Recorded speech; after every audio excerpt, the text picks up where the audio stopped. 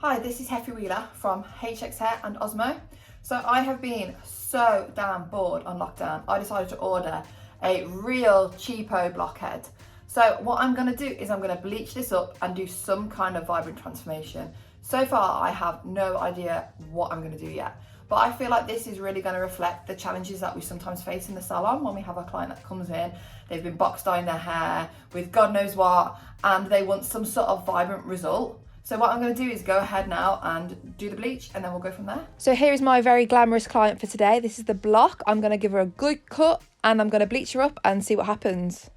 So I am pretty stoked with how this block has lifted. It's not super blonde, but the root is about an 8 and the ends are about a 6. And I think that this really does reflect what we see in salon when someone comes in and they have been box dyeing their hair with God knows what. So it's quite a good base to show you how to create a vibrant. So because we have the challenge of a lighter root and darker ends, what I want to do is create some depth but also some vibrancy through the root. So I'm using OSMO, Wild Claret and Wild Cerise. So these two together are going to give us that perfect balance between depth and vibrancy.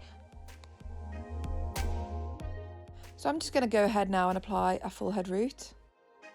It can really be a panic for us hairdressers when it comes to doing vibrant tones is that most of the end result and what we can actually achieve is down to the base we're working on, and sometimes this can be really out of our hands if people have been box dyeing and it is somebody's first visit and we cannot get them to that clean white base that is needed for, say, a pastel or a silver tone. So what I wanted to show you today is that as long as you are using colours that have got enough pigment in to deposit tone, even on a base as warm as this block, it is still possible to get a beautiful and vibrant result.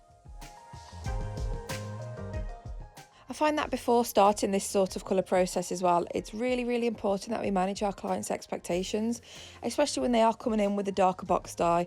A lot of the time clients will come in and they don't really understand that their hair needs to be quite a lot lighter to go for a vibrant colour, so they can bring us in these pictures, pastels, silvers, vibrants, and it is just not realistic to be able to achieve these type of colours in a single session from a box dye.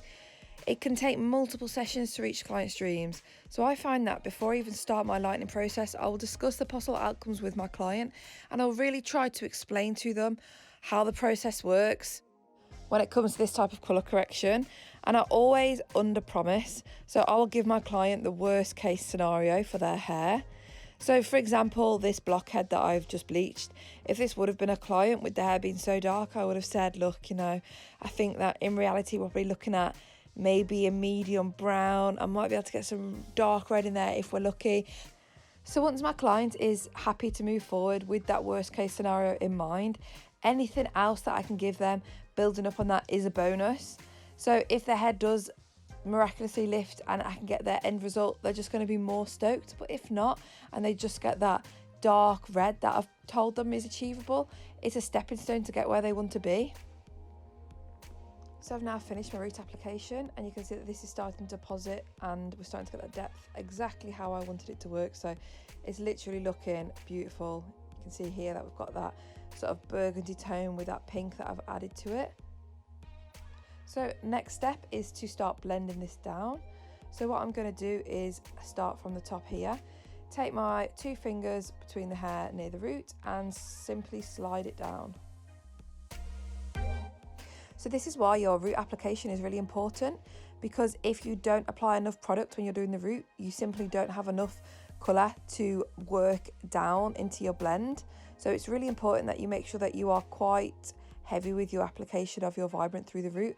So there's simply enough once the hair has absorbed the product to be able to slide down like this. So now I'm just going to go ahead and continue this technique through the rest of my block's head. I'm going to speed things up a little bit here.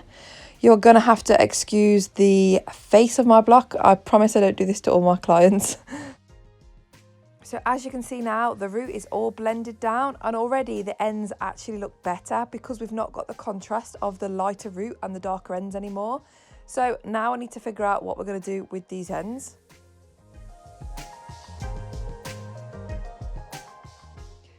So I've basically changed my mind totally on what I'm going to do on the ends. And you know, that's okay. With colour corrections, especially from a box dye, we have to be versatile, and sometimes we have to be spontaneous as well and figure out what is actually going to be the best thing to use and what is going to give us the best result. So I've gone against what I was originally planning, which was going to be a vibrant so permanent on the ends. And I'm going for this Colour Miso High Lift Red Copper. So one of the reasons for doing this is simply because it's going to give us a bit more of lift and a bit more of a boost, which I think we really need with the ends not lifting as well as the root. And I want this finished result to be, you know, slightly deeper at the root and lighter at the ends. So my technique for blending these two colours together is to simply take a section of hair, and then I am applying quite a heavy amount of product through the middle. I'm really massaging and working this product through to the ends of the hair. Next, I'm using my 2 fingers, and very similar to how I blended it down, I'm simply blending it up to meet the root colour. It's really important that you make sure that you are working this product in thoroughly. You do not want any areas missed out, so we don't want any dry pieces of hair in the middle, because then we will not get that seamless blend that we need. So regardless of the root colour being a semi and the ends being more of a permanent high lift, these are still going to melt together beautifully. And that's something that works really well when, say, we have a client in that is a quite light blonde and wants to go for a darker root into a vibrant. We can simply add the dark tint, blend that down, and add the vibrant in exactly the same technique that I'm using. So this technique is really versatile with whatever palette you want to use. And another reason I would like to use the high lift on the ends is it's almost, rather than using another bleach, we can use this high lift, which is going to lift and deposit as well. So it's less damaging for the hair, and also it's kind of making things a bit easier for us as well. So rather than that being a double process with doing this technique with a bleach, washing it off, then going over with a vibrant, we can kind of do it in one. So it's much quicker and it's much easier for us as stylists to do. And again, I just want to stress the importance of making sure that we apply enough product, both when we're doing the root and when we're doing the ends, because we need to make sure that there is enough product for the hair to absorb so it works, and also enough left over after so we can actually create these blends and these melts. So right from this point now, you can see that when we first started colouring this block, the roots were considerably lighter than the ends, and the way that this is now developing, we've been able to flip that round.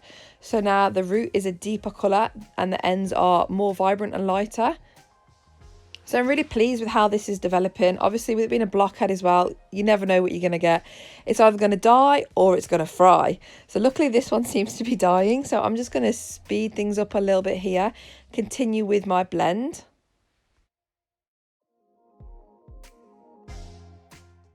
So as a colourist, this is where I start to get quite excited when I can see everything's working how I want. So after half an hour, I wash this off and boom, this is what we've got. So now it's time to get this blockhead dry.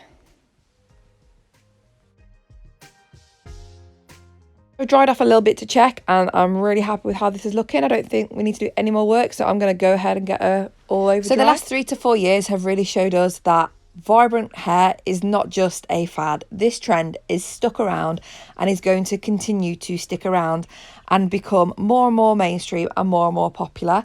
So for that reason, along with a few others that I'll touch on shortly, is why if you are a hairdresser watching this that is not particularly familiar or not actively doing these sort of colours, I would definitely consider, when this horrible coronavirus outbreak is over, really investing some time into learning and becoming educated in how to use these sort of colours. So vibrant clients are brilliant clients in so many ways. Firstly, just putting out something that is a bit more unique and a bit different, it gets you a lot of attention online. So, you know, doing a vibrant colour, even if it's on a model, it's worth doing because you're going to hit a different demographic of clients to what you are usually reaching out doing your naturals or your highlights. And then from that one picture being online, you can really start to reel in a lot more of a different type of clientele that you weren't reaching out at before. Secondly, these colours require maintenance and they require correct aftercare. So we will see that our vibrant clients, they do come to the salon more regular, they are coming in for top-ups, and they do take home retail so they can maintain this look at home. So in the current climate, obviously with us being on lockdown, my vibrant clients have really shown how committed they are to their colours. So when you've got somebody that has literally spent so much time on getting their hair how they want it, they do not want to mess it up. So I found that what I've been doing from home is sending out these self-care kits. So I've been identifying what colour was originally used on my client's hair. So of course this is only vibrant semi colours, nothing permanent, nothing that they can mix with peroxide, simply just the vibrant colour. And I've been mixing these in small jars with some hair mask. Then I've been able to send these off to my clients and they've been able to just maintain their hair at home. This has saved them becoming stressed because they've got the fade, and also saved me becoming stressed because my clients are not messing around with their hair at home. So there are other ways that our clients can support us in our salons. Wow, that is very distracting. I promise that I do not trash my clients' faces as much as I've trashed this block's face. I think I was maybe just a little bit excited to be doing hair again. So while we're all sat at home, really bored and not knowing what to do without our passion and our love, which is hairdressing, we can use this time to focus on other areas of hairdressing and other ways to kind of boost our clientele and keep people on our team while they can't come and see us in the salon. So one thing that will work really good is get your clients to rant and rave about you online. Get them to leave you reviews, get them to share pictures of their hair. Also, you know, selfies saying, I'm rocking the root, I'm saving my hair for my hairdresser, I'm not messing about with box dyes. Also using the hashtag from the International Hairdressing Alliance. Save your stylist and back your barber is another one. So people can use these to show that they are staying loyal and supporting us. So I have finished getting my blockhead dry and you can see that this colour is just looking awesome. I definitely made the right decision by putting on that high lift copper because it's just giving them ends that little bit more of a pop. So I'm going to go ahead now and style this blockhead. You can tell also that in this video, probably 2 hours too late, I came up with a fab idea to put a towel on my dressing table after I'd already absolutely trashed it.